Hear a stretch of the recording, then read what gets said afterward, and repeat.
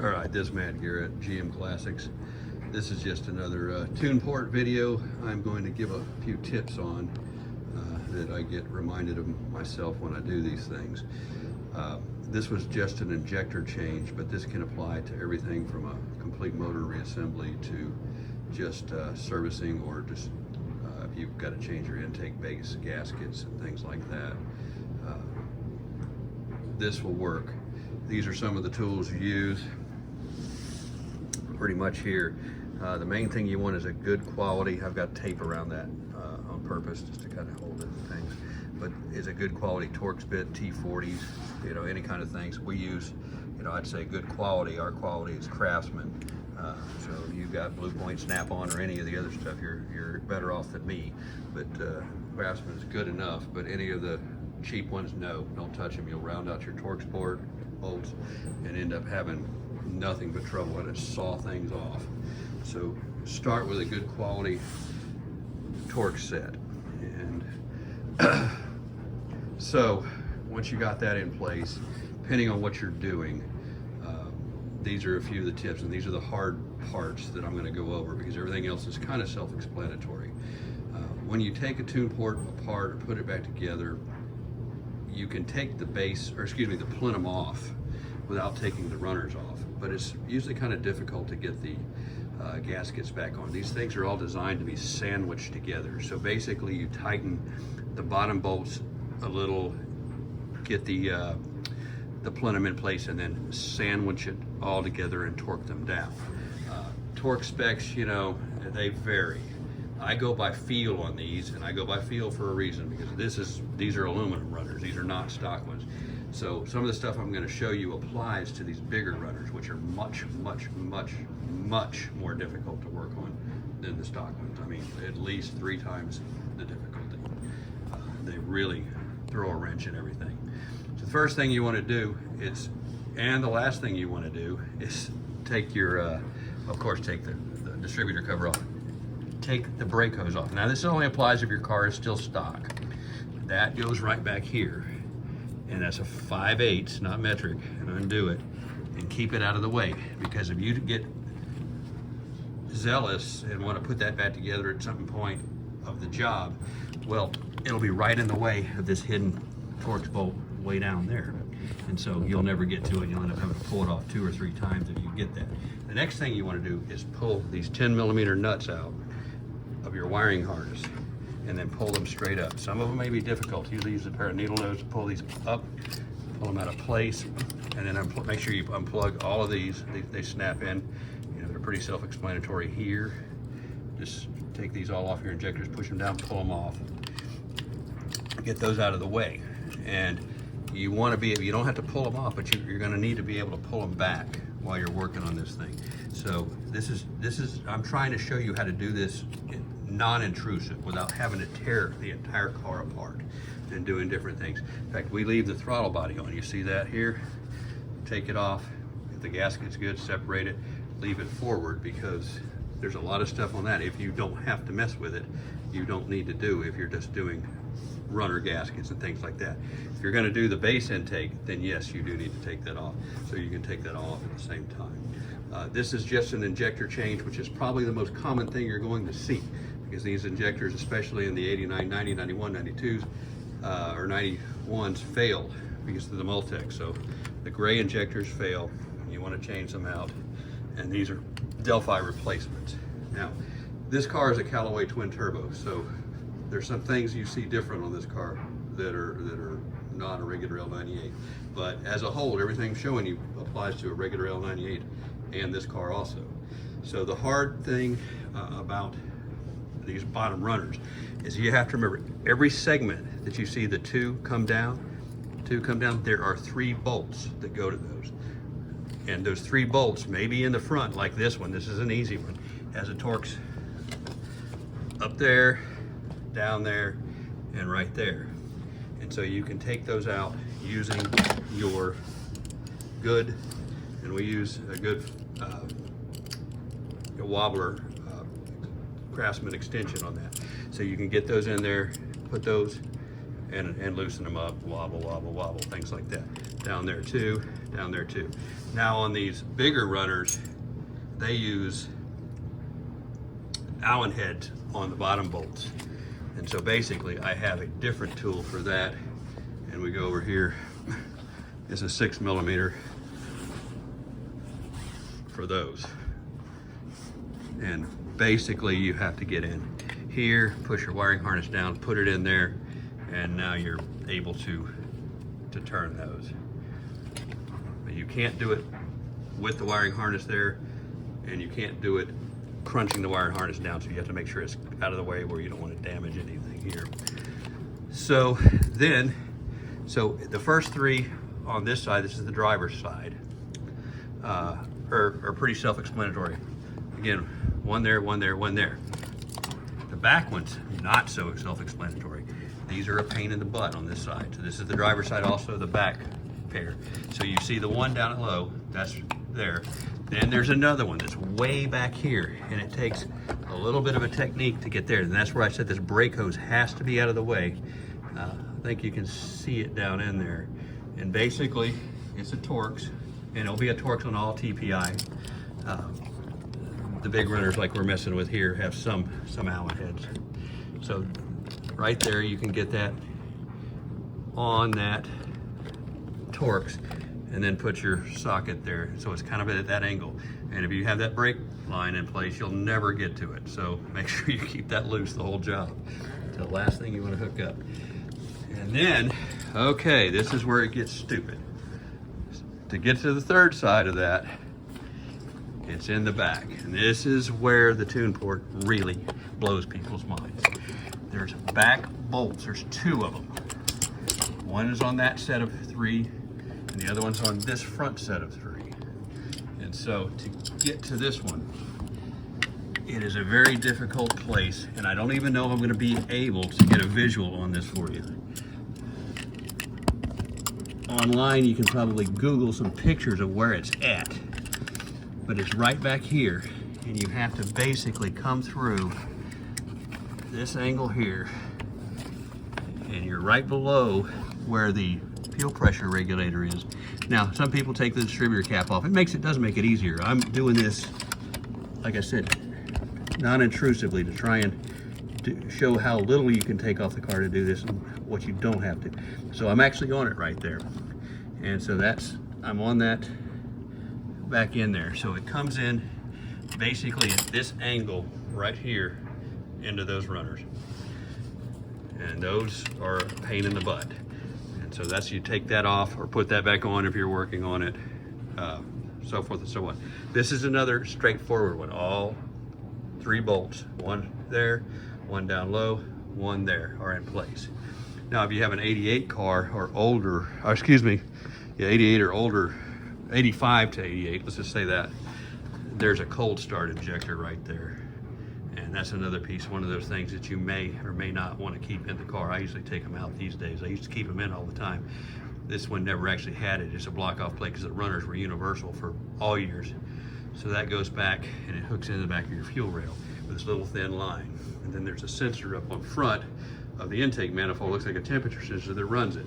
It's actually nothing else but that. It's actually kind of an analog system. So a lot of people delete those.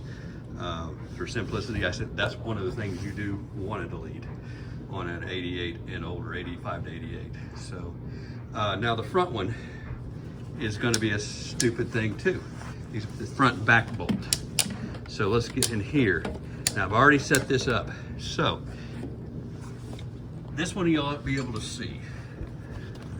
If you look in there, okay, way back in there you can see it. Focus on it. That is the bolt under the plenum.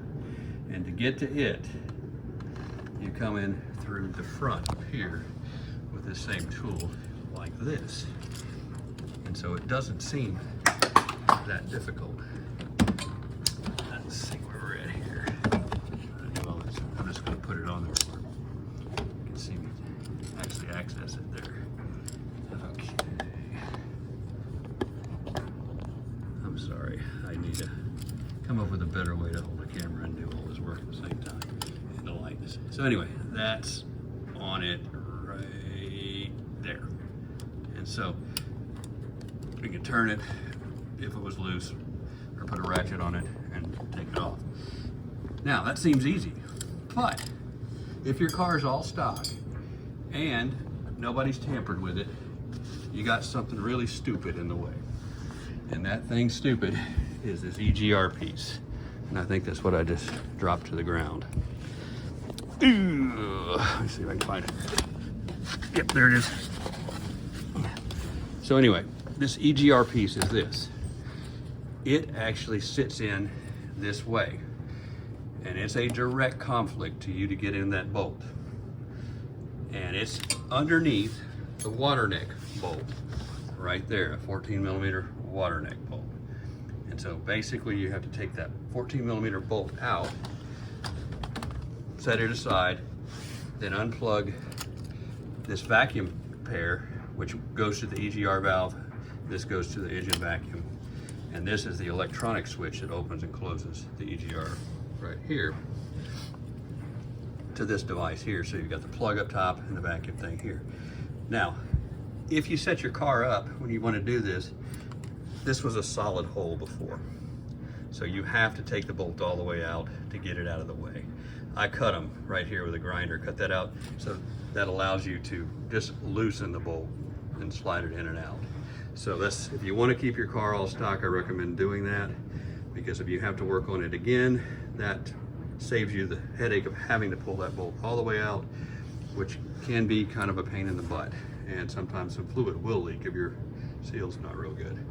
But that's just a little trick right there. So I'm at the point now. What I've done here is I've re-injected this car, and then I have also put it all back together. So everything is torqued down, ready to go. So my next step is to put that piece on and put the brake line back in, and then basically bolt everything back up.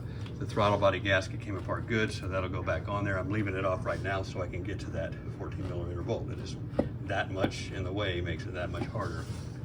So now, if you want to delete that EGR, a lot of people do.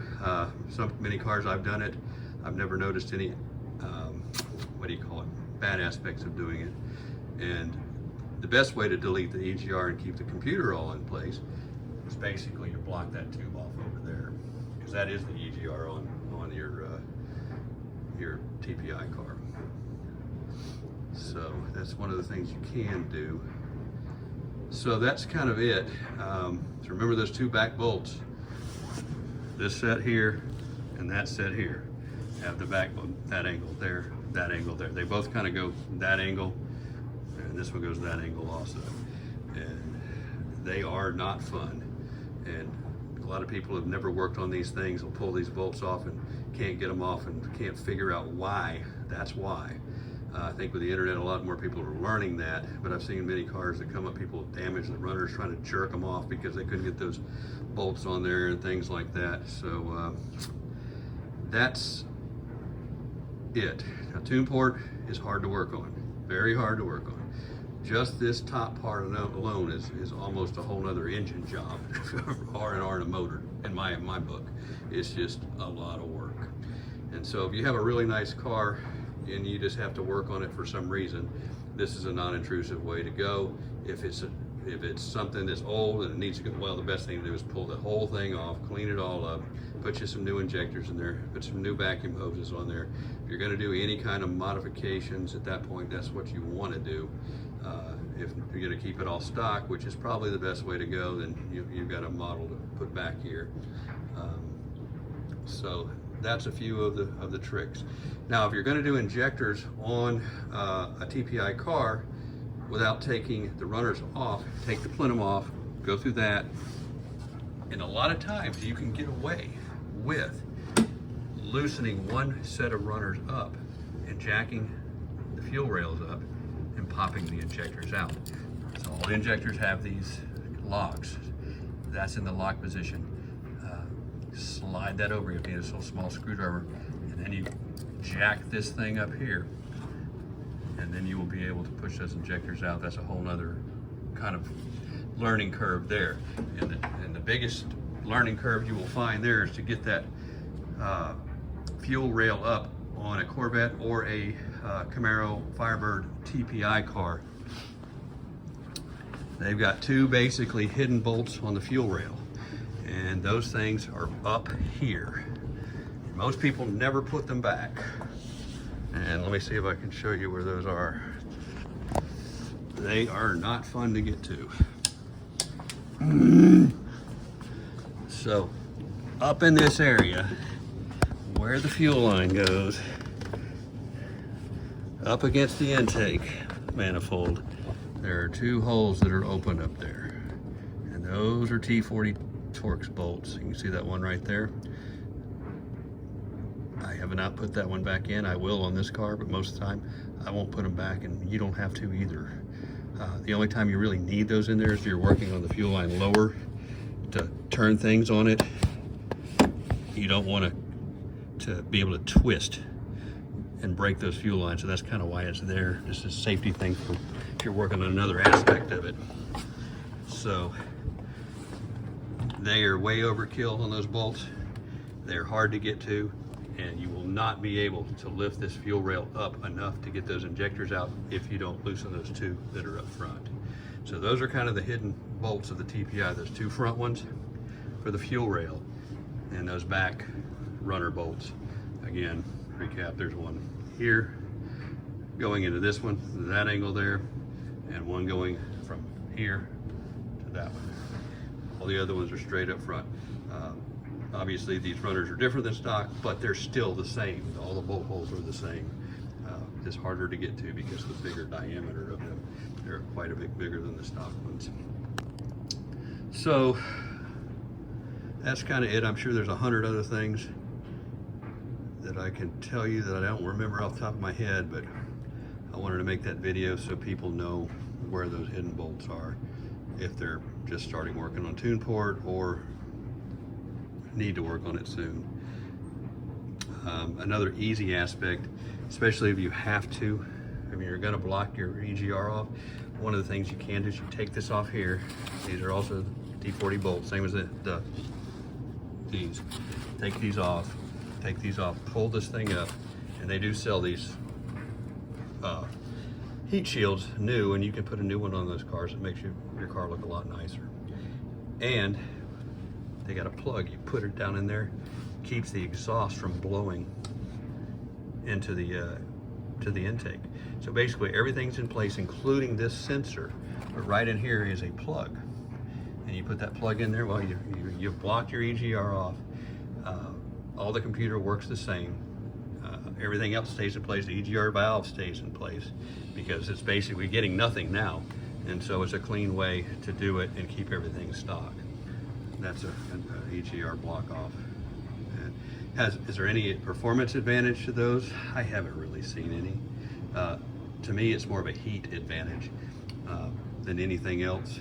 So that's adding more heat to that intake through the exhaust. Well, you eliminate that. So that's kind of an advantage you do there. And the other advantage, a lot of people you'll see on tune port, and I do recommend this, is there's a water line that comes in this side of the throttle body. Most people know this, they have a tune port already. Down low, you can see that where that water line used to be, it's gone. And that's all tied into the heater hose system. And basically you can put like a connector and jumper your heater hose. And the output of this one's hard to see. Let's see if I can get it there. I'm not gonna be able to, yeah, there it is. That's your output, the water line right there. So that water line used to be tied to the heater hose system. And if you see that T over there, that is part of the system.